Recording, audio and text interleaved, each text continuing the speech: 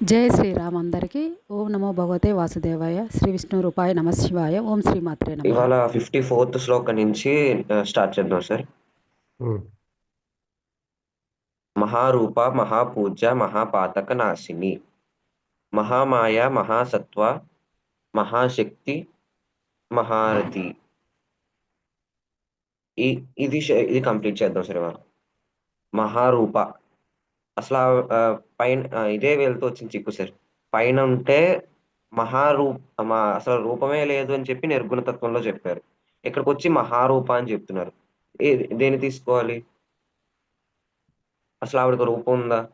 ఒకసారేమో సరస్వతి కింద ఉంటుంది, ఒకసారి దుర్గ కింద ఉంటుంది, ఒకసారి 18 చేతులతో మహిషాసుర మధ్యంలో ఉంటుంది, ఒకసారి 4 చేతులతో దుర్గలా ఉంటుంది, ఒకసారి 2 చేతులతోనే గౌరిగా ఉంటుంది, లేకపోతే ఒకసారి నిలువెత్తు జ్ఞానప్రసూనాంబలా ఉంటుంది, ఒకసారి చిన్న పీతకు చాంబలా ఉంటుంది.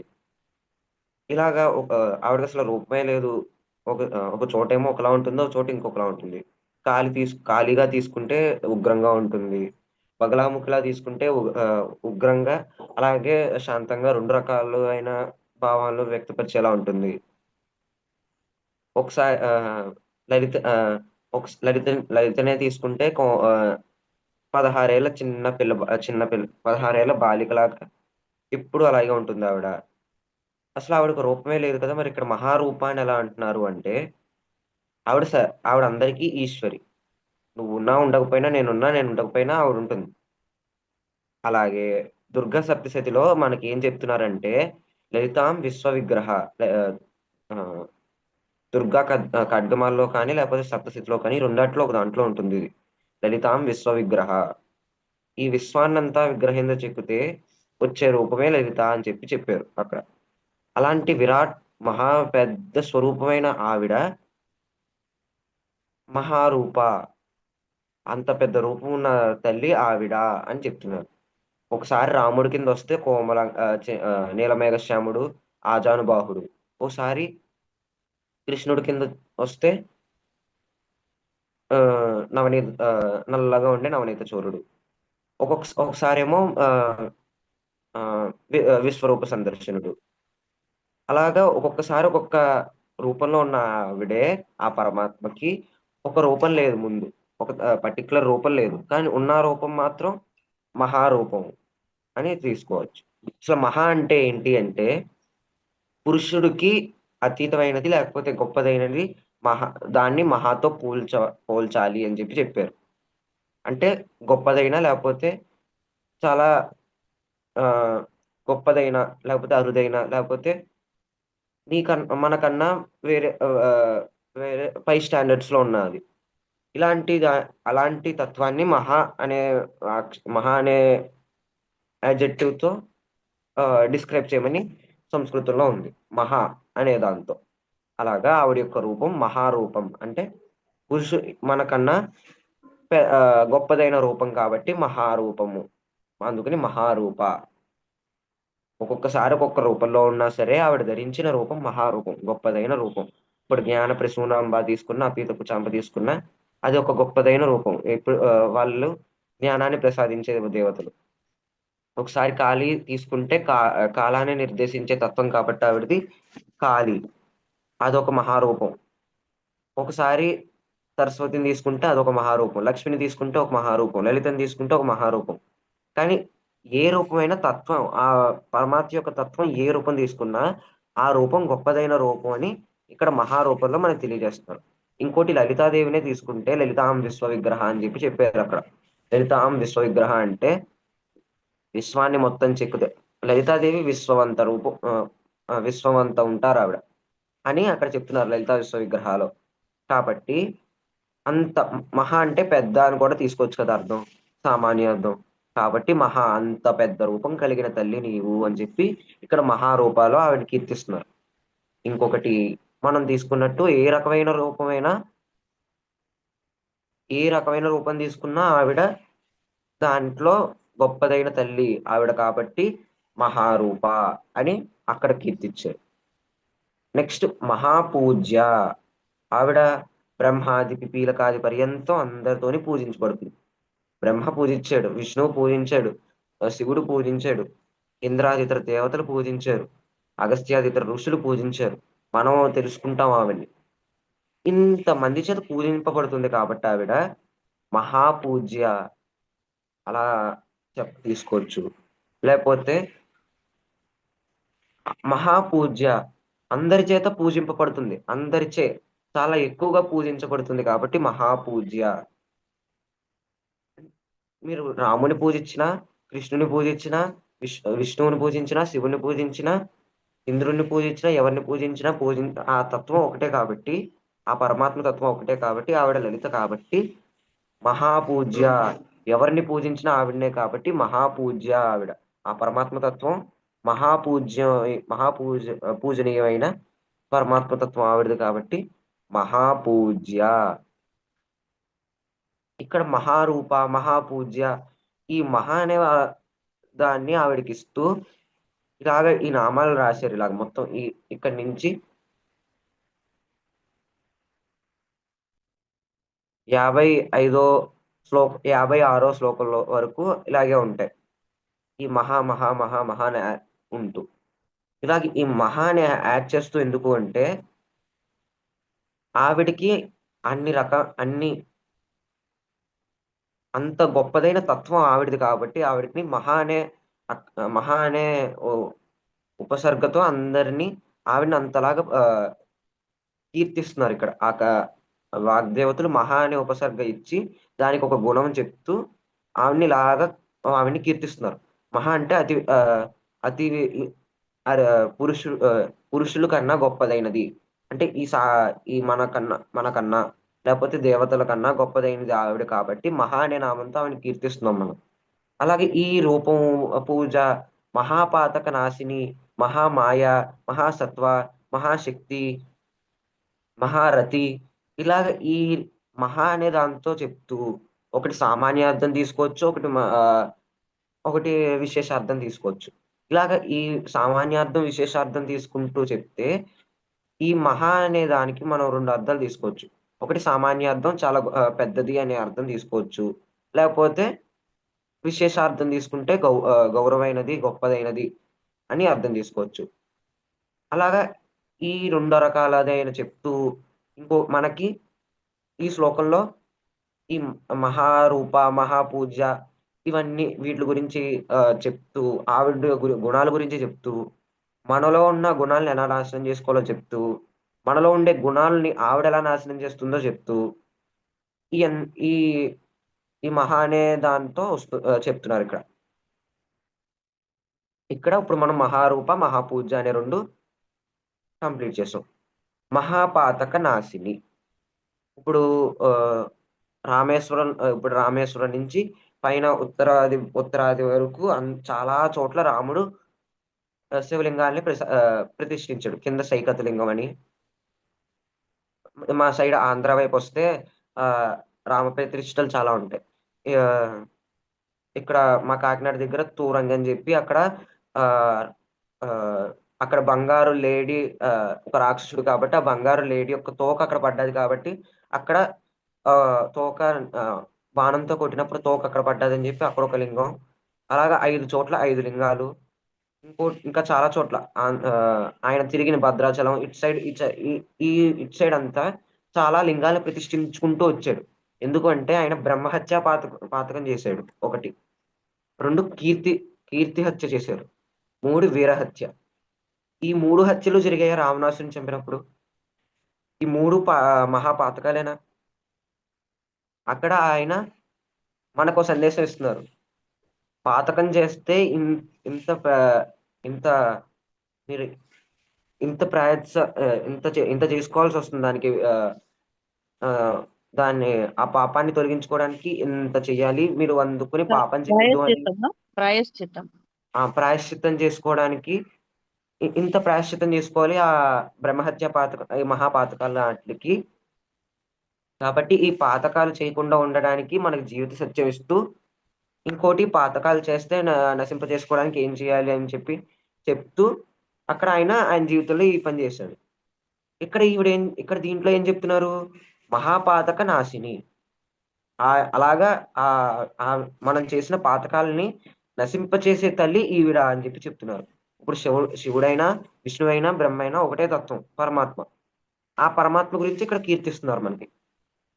కాబట్టి మహారూప మహాపూజ్య అయిన తత్వమైన ఆ పరమాత్మ మనం చేసే పాతకాలు, అవి మహాపాతకాలైనా సరే వాటిల్ని కూడా నశింపచేసే తత్వం ఆవిడది అని మహాపాతక నాశిని అనే నామంతో ఇక్కడ మనకి చెప్తున్నారు.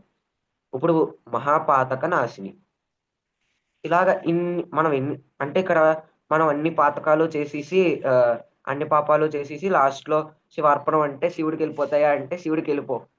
మనం చేసిన కర్మ మనదే. మనం ఏం చేసినా కర్మకి బందీలో అయ్యే చేస్తాం. అంటే ఈవిడ ఆ, అందరికీ సర్వేశ్వరి కాబట్టి ఆవిడ, అంటే కర్మాధిష్టాన దేవతకు కూడా సర్వేశ్వరియే కదా. కాబట్టి మనం చేసిన కర్మ ఆవిడని ఆశ్రయిస్తే మనం కర్మ ఎలాగో చెయ్యం. అది అది ఇంకా మన మన మన బుద్ధికి రానివ్వకుండా చేసే తల్లి ఆవిడే కాబట్టి ఆవిడ మనకి ఇంక కర్మ చేయనివ్వదు. అది పక్కన పెట్టేస్తే ఇప్పుడు వరకు చేసుకున్నాం కదా. మనిషి జన్మ తీసుకున్నాం అంటే ఇతర ఈ వరకు మనం చేసిన కర్మలన్నిటిని సంచిలో వేసుకుని వస్తేనే మనం ఒక మనిషి జన్మ తీసుకున్నాం, లేకపోతే వేరే జంతువు జన్మ తీసుకున్నాం. అలాగా మహాపాతక నాశిని. ఆ కర్మలు ఆ కర్మలే పాతకాలు. ఈ ఈ మహాపాతకాలన్నీ నశింపచేసే తల్లి ఆవిడ కాబట్టి ఆవిడ అని ఇక్కడ మహాపాతక నాశిని అని చెప్తున్నారు. అంటే మనం చేసుకునే కర్మని నశింపచేసే తల్లి ఆవిడ అని ఇక్కడ మహాపాతక నాశిని అనే నామంలో మనకి తెలియజేస్తున్నారు. ఇంకొకటి చాలా ఇక్కడ మనం గొప్పదైన అనే అర్థం తీసుకోలేము. ఎందుకంటే గొప్పదైన పాతకాలు మనం చెయ్యం. అసలు పాతకం అంటే పాతకాలు గొప్పే కాదు కాబట్టి ఇక్కడ పాతకాలు అనేది పాతకాలు అనేవి తీసుకోము మనం. కాబట్టి మహా అంటే చాలా పెద్ద చాలా అంటే ఆ ఇప్పుడు మన బ్రహ్మహత్య పాతకం లేకపోతే ఇలాంటివి చేసే తల్లి ఆవిడ అని చెప్పి చేస్తే నశింపచేసే తల్లి ఆవిడ అని చెప్పి చెప్తున్నారు. ఇప్పుడు వీరభద్రుడికి బ్రహ్మహత్య పాతకం అంటితే వెళ్ళి గంగలో ములిగాడు. ఆ గంగలో ములిగితే గంగ ఆవిడంతా ఆవిడే ఆ పాతకాన్ని తీరేది కదా. లలిత యొక్క కరుణ ఉంటే ఆవిడ ఆ పాతకాన్ని నశింప చేయగలదు. కాబట్టి ఆవిడ మహాపాతక నాశిని. మీరు ఎప్పుడు కాశీ వెళ్ళి గంగలో ములుగుతున్నప్పుడు సంకల్పం చెప్తారు. అప్పుడు అక్కడ పెద్ద చిట్టా చెప్తారు మనం చేసుకునే పాతకాల గురించి. అది వింటే మనకే చిరాకేస్తుంది, ఏంటి నేను ఇన్ని పాతకాలు చేసేనా అని. అలాగా మహాపాతక నాశిని, ఇన్ని పాతకాల్ని తీసేసే తల్లి అని చెప్పి ఇక్కడ తెలియజేస్తున్నారు. మహామాయ. మహామాయ ఏ మాయ? మహామాయ గొప్పదైన మాయ లేకపోతే పెద్ద మాయ. మన జీవితంలో పెద్ద మాయ అంటే ఏంటి? మన జీవితమే పెద్ద మాయ. దానికన్నా పెద్ద మాయ ఏమీ ఉండదు. మనం ఇది ఈ శరీరం ఉండదని తెలిసినా సరే ఈ శరీరం కోసమే మనం వెనకాల తిరుగుతూ ఉంటాం. ఇదే కదా మాయ.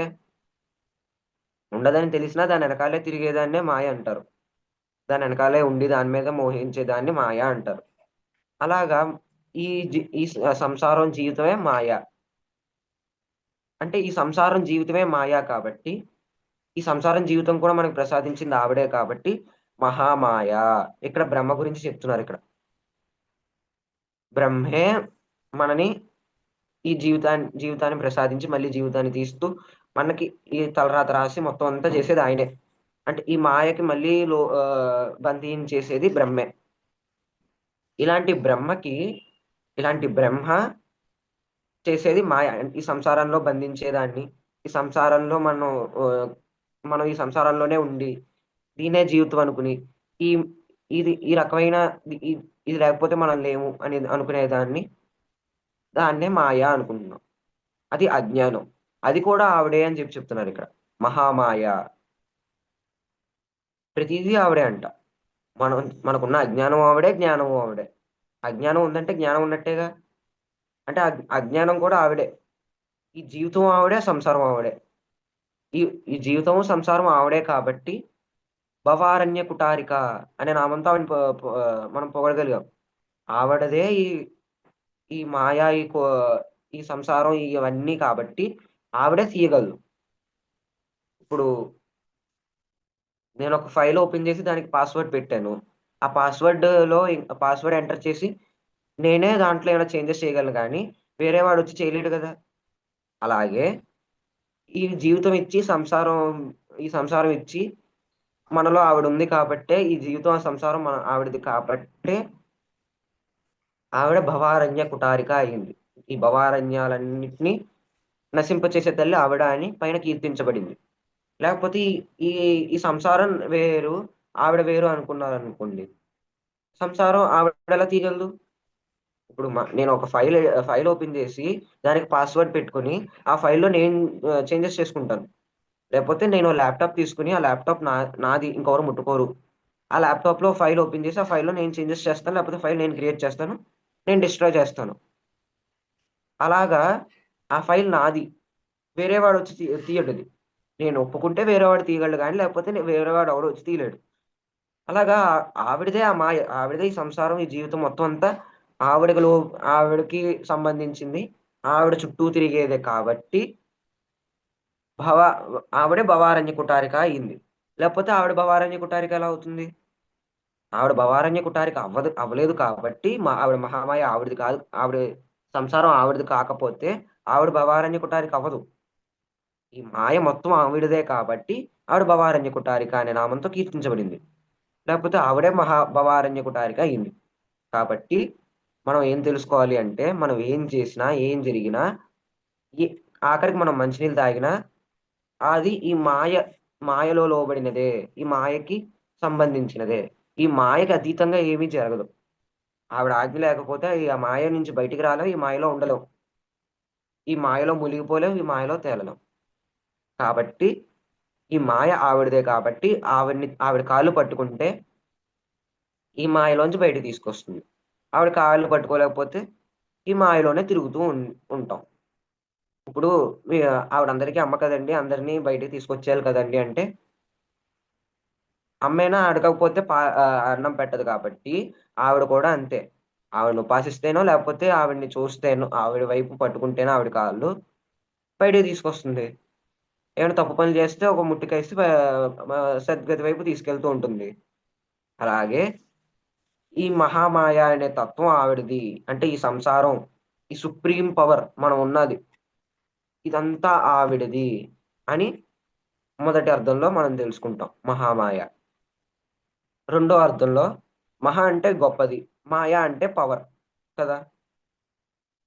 సుప్రీం లేకపోతే సర్వేశ్వరి ఆవిడైనప్పుడు అందరికీ అందరికన్నా పవర్‌ఫుల్, లేకపోతే అందరికన్నా శక్తివంతురాలైన తల్లి ఆవిడే కాబట్టి, ఆవిడ సర్వేశ్వరి కాబట్టి, సర్వశక్తిమతి కాబట్టి ఆవిడ మహామాయ కూడా ఆవిడే. అంటే సర్వశక్తులు, సర్వ మాయలు కూడా ఆవిడదే అని ఇక్కడ మహామాయ అనే నామంలో ఆవిడని కీర్తిస్తూ మనకి ఇంకొకటి మన జీవితంలో ఒక వాల్యూ ఇస్తూ ఇక్కడ మహామాయ అనే నామంలో మనకు చెప్తున్నారు. పైన 2 మహారూప, మహాపూజ్య అనే 2 నామాలు తీసుకుంటే ఇంకొక వాల్యూ ఉంది మన జీవితంలో. మహారూప అంటే ఇప్పుడు మనం ఒక సొసైటీలోకి వెళ్తే అందరూ మనల్ని ఎప్పుడు గౌరవిస్తారు అంటే, ఎప్పుడైతే మంచి బట్టలేసుకుంటామో. ఇప్పుడు ఒక ఆహ్, చాలా చోట్ల ఆహ్, చాలా సాఫ్ట్‌వేర్ సిటీస్‌లో కానీ, జాబ్స్‌లో కానీ, సాఫ్ట్‌వేర్ కంపెనీస్‌లో కానీ ఇంటర్వ్యూకి మనం ఇలాగా ఒక టీ షర్ట్, ప్యాంట్ వేసుకొనెళ్తే వాడు బయటికెళ్ళిపోమంటాడు హెచ్‌ఆర్. మనం ఆహ్, డీసెంట్‌గా ఒక ఫార్మల్ షర్ట్, ఫార్మల్ ప్యాంట్ వేసుకొనెళ్లి అక్కడ కూర్చుంటే వాడు మనల్ని ఇంటర్వ్యూ చేస్తాడు. నచ్చితే తీసుకుంటాడు. లేకపోతే వెళ్ళిపోమంటాడు. అక్కడ ముందు మన యొక్క రూపానికి మనకు రూ మన మన రూపానికే ముందు ఆళ్ళు ప్రాధాన్యత ఇస్తారు. సెకండ్ మన జ్ఞానానికి. ఇప్పుడు ఈ జ్ఞానం ఎంతున్నా ఒక రూపం ఉంటేనే వాళ్ళు మనల్ని పూజిస్తారు. ఇప్పుడు చాగంటి కోటేశ్వరరావు గారున్నారు. ఆయన పంచె, కండువా కాకుండా ప్యాంటు, షర్ట్ వేసుకొనెళ్లి కూర్చొని, ఒక టీ షర్ట్, ఒక ప్యాంటు వేసుకొనెళ్లి కూర్చొని ఉపన్యాసం చెప్తే వింటామా మనం? ఆయన ఎంత చెప్పినా ముందు మన బుర్రే అటు వెళ్ళదు. ఆయనేంట్రా అలా ఉన్నారు, అలాగా ప్యాంటు, షర్ట్ ఏసుకొని కూర్చున్నారు, మనం ఏంటి వినడం. ఆయన ప్యాంటు షర్ట్ వేసుకున్నాడు, ఇలాగ సంసారికంలో ఉంటాడేమో, ఆయన ఏం చెప్తాడు ఆయనకే తెలియదేమో అని చెప్పి అనుకుంటాం ముందు. మన పో ఆ, మన యొక్క పోషక ఆ, మన యొక్క ఆ, ఇది మనం వేసుకునే బట్టలు మనం బయటకు ఎలా కనిపిస్తామో దాన్ని పెట్టి మనకి సొసైటీలో వాల్యూ వస్తుంది. అలాగే ఇక్కడ మహారూప మహాపూజ్య అనే నామంలో ఎవడైతే మహారూప అంటే గొప్పదైన రూపం కలిగిన వాడు ఉంటాడో వాణ్ణి పూజిస్తారు అందరూ, అంటే వాణ్ణి అందరూ గౌరవిస్తారు అనే అర్థం ఇక్కడ చెప్తూ అనే వాల్యూ ఇక్కడ ఇస్తున్నారు. నీకు ఎంత జ్ఞానం ఉన్నా ఇక్కడ మన రూపంతోనే మనని పూజిస్తారు. ఇప్పుడు రావణాసురుడు రాముడు ఉన్నాడు. రాముడు నీలమేఘశ్యాముడు, శాంతిమతుడు ఆయన. ఆ, రావణాసురుడు దశకంఠుడు, 20 భుజాలు కలిగిన వాడు. ఆయన గంభీరంగా ఉంటాడు. ఆయన గంభీరంగా ఉండే బ్రహ్మ కూడా ఆయన. రాముడు నీలమేఘశ్యాముడు, ఆజానుబాహుడు, 11 అడుగుల పొడుగు, సన్నగా ఉంటాడు ఆయన. ఏ ఏ ఆభరణం ధరించినా ధరించగలడు. ఏ ఆభరణం ఇచ్చినా ధరించగలిగే శరీరం కలిగిన వాడాయన. ఎవరికి మనం ముందు మనం భయపడతాం. 10 ఆ, 10 తలలు, కూరలు, ఆ, పెద్ద 20 బాహువులు. ఆ 20 బాహువులు కూడా బాగా శక్తివంతమైనవి. ఇలా ఈయన చూస్తే ముందు మన మనసులో కలిగేది, అయ్యి బాబే ఎవడో రాక్షసుల్లో ఉన్నాడు, ఎందులో బాబు వెళ్ళిపోదాం అనుకునే ఫీలింగ్ ముందు మనకు వస్తుంది. రాముడిని చూస్తే ఎవరో దేవతా తత్వంలో ఉన్నాడినా అని చెప్పి ఇక్కడ కూర్చుంటాం మనం, ఒకవేళ మనం అప్పుడు ఉండుంటే. అలాగా మనకు ఆ రూపం ఆ తత్వము పట్టి మనకొచ్చే పూజ అంటే ఇక్కడ గౌరవం, మనకొచ్చే గౌరవం అలా ఉంటుంది. కాబట్టి ఇక్కడ మనకి ఇచ్చే వాల్యూ ఏంటంటే, అంటే మనకి ఇచ్చే జీవిత సత్యం ఏంటంటే, మన రూపం పట్టే మన యొక్క పూజ ఆధారపడి ఉంటుంది. అంటే మన రూపం బట్టే మనకు వచ్చే గౌరవం ఆధారపడి ఉంటుంది. ఎవరో తెలియని వాడు వచ్చి కూర్చున్నాడు అంటే ఎవరో వచ్చి కూర్చున్నారు, మనకున్న జ్ఞానం బట్టి కాదు కదా మనకి పూజ ఇచ్చేది, మన గౌరవం ఇచ్చేది. మనకున్న రూపం వల్ల మనల్ని పూజిస్తారు. ఒకసారి సుధామూర్తి గారు ఫ్లైట్ ఎక్కుతుంటే ఒక ఆవిడ ఎటకారం ఆడిందంట ఆవిడని. నువ్వేంటి ఫస్ట్ క్లాస్ బిజినెస్ క్లాస్ ఎక్కుతున్నావు, వెళ్ళి ఎకానమీ ఎక్కువ అని చెప్పి ఏదో ఎటకారం ఆడింది ఆవిడ. తీరా వెళ్ళి చూస్తే ఆవిడ ఆయన ఇన్ఫోసిస్ కి చెందిన ఆవిడ ఇన్ఫోసిస్ లో ఏదో పోస్ట్ ఉన్నది ఆవిడకి. అలాగే ఇన్ఫోసిస్ ఆవిడ కుటుంబానికి సంబంధించింది ఏదో. ఇన్ఫోసిస్ ప్రమోటర్ నారాయణమూర్తి గారి భార్య ఆమె. ఇన్ఫోసిస్ నిలబట్టడానికి కారణం ఆమె. అందులో ఆమె డైరెక్టర్ కూడా, ఆమె ఫౌండర్ ప్రమోటర్ డైరెక్టర్స్లో ఆమె ఉంది. ఆమె షేర్ హోల్డింగ్స్ అంతా ఉంటాయి. వెరీ ఉన్న వాళ్ళలో చాలా చాలా రిచ్ లేడీ అనమాట. అవును సార్.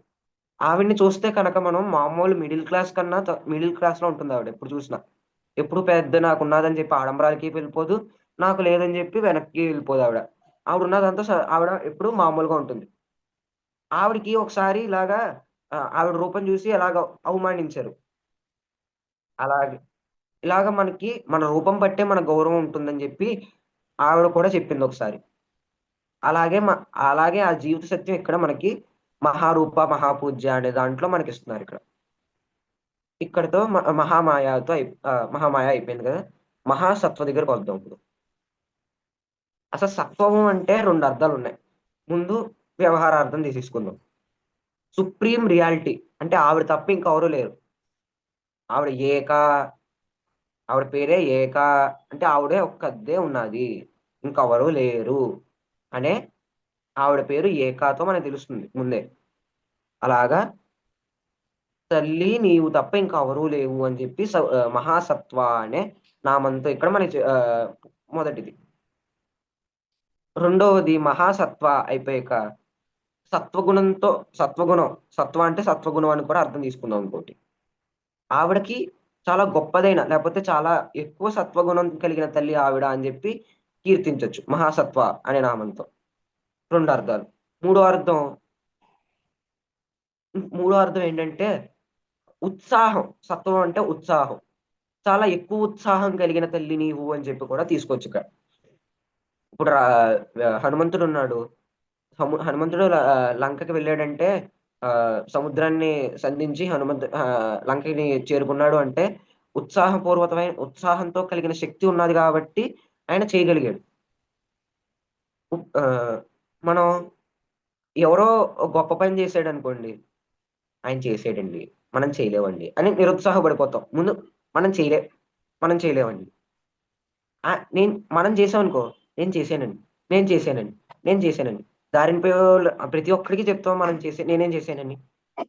అలాగే ఆ ఆ సత్వగుణం, ఆ ఉత్సాహం, నువ్వు చేసేవంటే నీకు ఆ ఉత్సాహం ఉన్నది. నేను చేయలేకపోయావంటే ఎవరికి ఉత్సాహం లేదు. ఇలాగే చెప్తాడు. ఎవరైనా ఇలాగే చెప్తాడు. ఇలా ఇది కాకుండా ఇంకేదైనా చెప్పగలడా? లేదు. ఇది మనం ఈ మాయలో ఉన్నాము అంటే ఈ మాయలో మనం లోబడి ఉన్నాము అంటే ఈ ఫీలింగ్ కామన్ మనలో. అలాగా ఆ ఉత్సాహంతో కలిగిన శక్తిని సత్వ అని తీసుకోవచ్చు. అలాగా మహాసత్వ గుణాన్ని మహాసత్వ అంటే ఉత్సాహపూర్వకమైన శక్తిని కలిగిన తల్లి ఆవిడ అని చెప్పి అక్కడ మహాసత్వ అనే నామంతో మనకు తెలుస్తుంది. ఇప్పుడు దేవతలు క్షీర సముద్రాన్ని చిలికారు. అప్పుడు కాలకోట విషయం వచ్చిందని చెప్పి నిరుత్సాహపడ్డారా? లేదు. వెంటనే కైలాసానికి పరిగెట్టారు. తర్వాత లక్ష్మి వచ్చిందని చెప్పి ఆగిపోయారా? లేదు. వెంటనే శ్రీ మహావిష్ణువు దగ్గర పరిగెట్టారు. ఆ మందన పర్వతం కిందకి వెళ్ళిపోతుంది చిలుగుతుంటే అని వాళ్ళు భయపడ్డారా? వెంటనే వైకుంఠానికి వెళ్ళి విష్ణుమూర్తిని కొత్త అవతారం తీసుకోమని చెప్పి వచ్చి అక్కడ నుంచోబెట్టేశారు. అలాగా ఆ ఉత్సాహంతో కలిగిన శక్తి కలిగిన వాళ్ళు దేవతలు. అలా ఆ ఉత్సాహంతో కలిగిన శక్తి కలిగిన వాళ్ళు కాబట్టి వాళ్ళు ఆ ఉత్సాహపూర్వకమైన శక్తి కలిగింది కాబట్టి వాళ్ళు క్షీరసాగర మథనం చేశారు.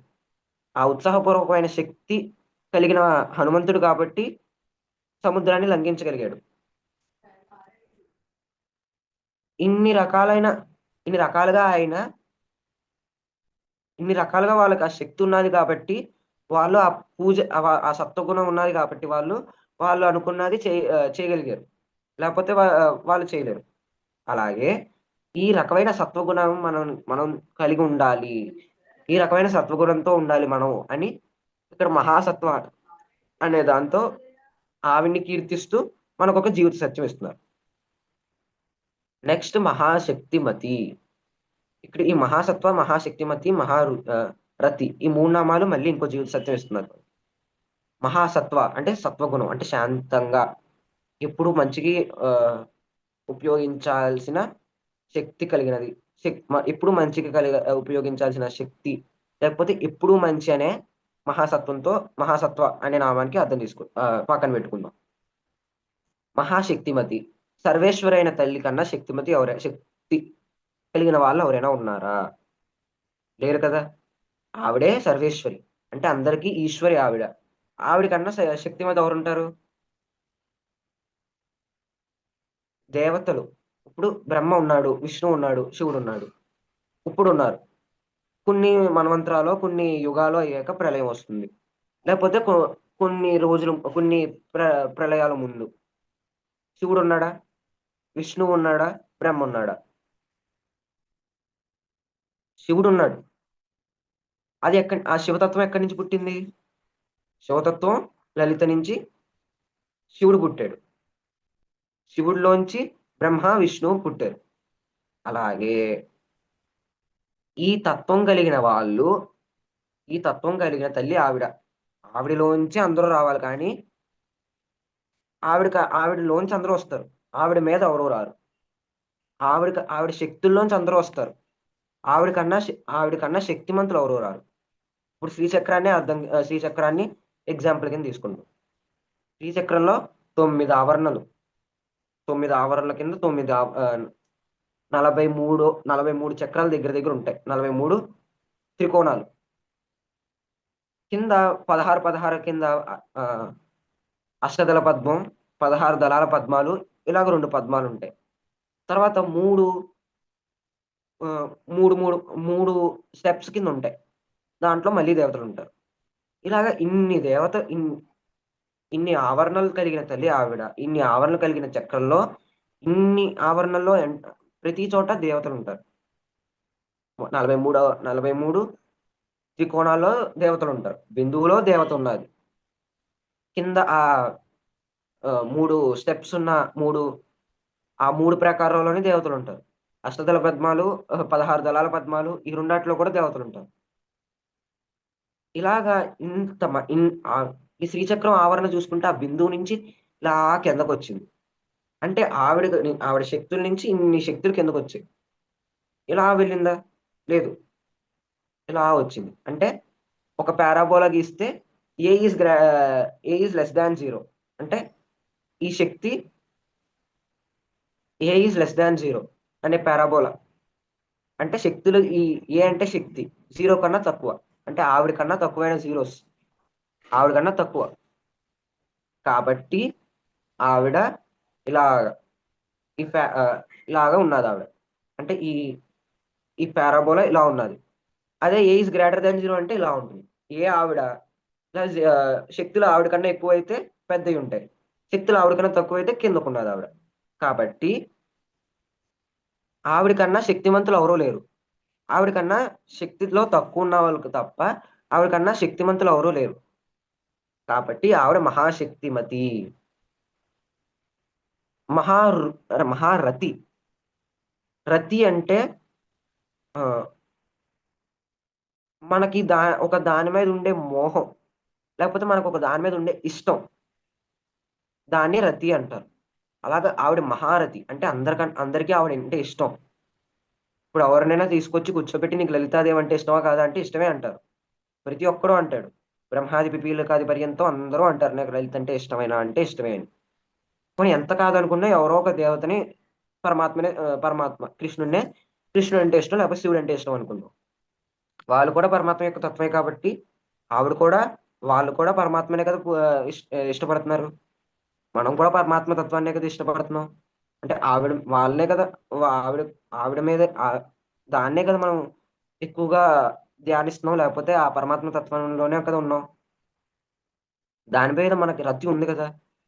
అలాగే ఆవిడ మహారథి అంటే ఈ అన్నట్లు మనం ఇంత రతి అందరికీ ఇంత రతి ఉండడంచే ఆవిడ మహారథి అయినది. అంటే మనకి ఆవిడ పేద అంతమందికి రతి ఉన్నది కాబట్టి ఆవిడ మహారథి అనే నామంతో కీర్తించబడింది. అందరికీ రతి ఉంది కాబట్టి ఆవిడ రతి, మహారథి. ఇక్కడ రతి అంటే మన్మధుడి యొక్క భార్య అని కూడా అర్థం ఉంది. కానీ ఇక్కడ రతి అంటే మనం భాషార్థం తీసుకోవాలి. మన్మధుడి యొక్క భార్య అనే కాకుండా మహారథి అంటే ఈ నామం తీసుకోవాలి. ఇప్పుడు మహాసత్వ, మహాశక్తి, మహారథి అనే దాంట్లో ఒక జీవిత సత్యం ఉంది అని చెప్పి చూసుకున్నాం. సత్వం అంటే ఎప్పుడు అందరికీ మంచి చేసే గుణం. అలాంటి గుణం కలిగిన శక్తి అంటే ఎప్పుడూ మంచి చేసే గుణం కలిగిన వాళ్ళకి శక్తి ఉన్నచో వాళ్ళు అందరికీ ప్రియులు అనే జీవిత సత్యం ఇక్కడ మహాసత్వ, మహాశక్తి, మహారథి అనే నామంలో ఇక్కడ చెప్తున్నారు మనకి. ఇలాగా ఈ 54వ శ్లోకం మొత్తం అయ్యింది. రికార్డింగ్ ఆపేసి మళ్ళీ స్టార్ట్ చేస్తాను, ఒక్క నిమిషం. సార్ అయిపోయింది సార్ ఈ క్లాస్కి. ఇంకా మన వాళ్ళు షేరింగ్స్ ఉంటాయిగా సార్. Okay, continue. అంతే సార్, ఈ క్లాస్కి ఇక్కడతో అయిపోయింది. ఈ ఒక్క శ్లోకమేనా? ఎందుకంటే ఇది కొంచెం డీప్గా వెళ్దాం అని చెప్పి ఇంట్లో కొంచెం ఇది ఒక్కటే తీసుకున్నాను sir. Okay okay okay, very good very good. Thank you Harshit. Thank you miss. ఎవరికి ఏమన్నా డౌట్స్ ఉన్నాయా అండి? ఎవరైనా యాడ్ చేస్తారా?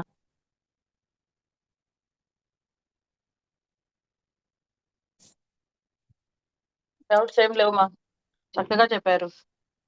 Thank you ma'am. Thank you అయ్యా. Thank you miss.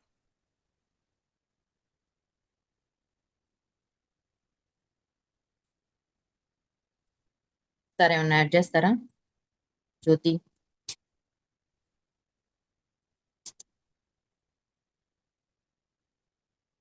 ఇవాళ లలిత వెళ్ళిపోయినట్టుంది, ప్రభావం లేదు, జ్యోతి ప్రభావం ఇవాళ. జై శ్రీమన్నారాయణ. జై శ్రీరామ్ సార్. జ్యోతి జై శ్రీమన్నారాయణ. అలా అంటే కానీ పలకదు. పలకల. భవానీ గారు, ధనలక్ష్మి గారు, మనోదర్ గారు.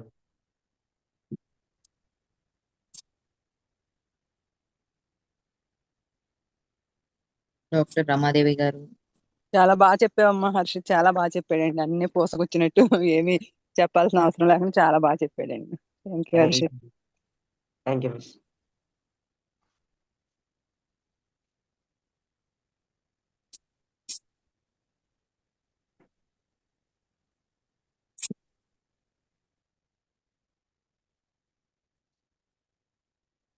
సార్ ఇంకేమైనా చెప్పే వాళ్ళు ఉంటే చెప్పమనండి సార్. ఆరంభమైంది టైం.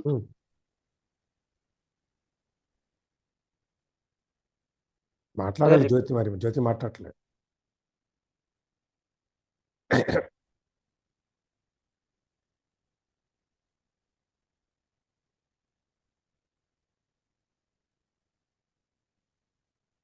యాభై 54 కదా ఇవాళ చేసింది ఇప్పుడు? 54 సార్. 54 అదే సార్. మహారూప, మహాపూజ, మహాపాతకనాశిని, మహామాయ, మహాసత, మహాశక్తి, మహారథి. మహామాయ అంటే సుప్రీం పవర్. మహారథి అంటే, రతి అంటే ఆనందించడం. ఆనందించడం, దానిపై ఉన్న మోహం, ఇలాగ చాలా అర్థాలు ఉన్నాయి సార్ రతి అంటే. అది అన్ని స్టేజ్ని దాటిపోయి పూర్తి ఆనందరూప అనంతమైన ఆనందాన్ని పొందగలిగింది ఆమె అక్కడ. అందుకని చెప్పి మహారథి. ఇంకొకటి మహాపాతకనాశి. మనకు మొన్న పంచమహాపాతకాలు వచ్చింది కదా. మహాపాతకాలు 5, కానీ పాతకాలు చాలా ఉన్నాయి సార్. మన చేసే పాతకాలు చాలా ఉన్నాయి, పాపాలు పాతకాలు చాలా ఉన్నాయి. మహాపాతకాలు అంటే అది ఇక పాపంలో కూడా అత్యంత హీనమైంది అనమాట ఇది. దాంట్లో సురాపానం, బ్రహ్మహత్య బ్రహ్మహత్య ఇవన్నీ వస్తాయి 5 పంచమహాపాతకాల్లో.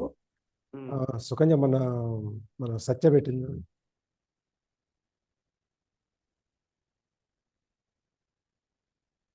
ఒక్క నిమిషం చెప్తాను.